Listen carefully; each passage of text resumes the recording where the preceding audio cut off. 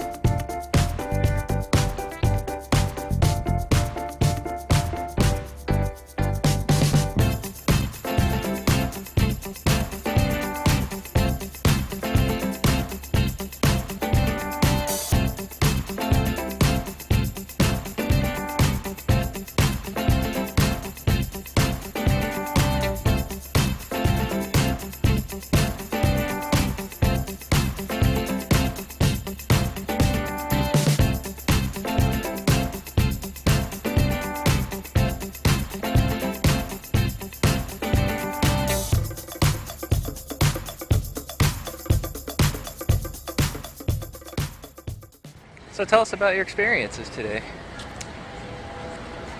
Well, there's a couple of things. For me, I get guilted into looking at stuff that I don't want to look at when you make eye contact.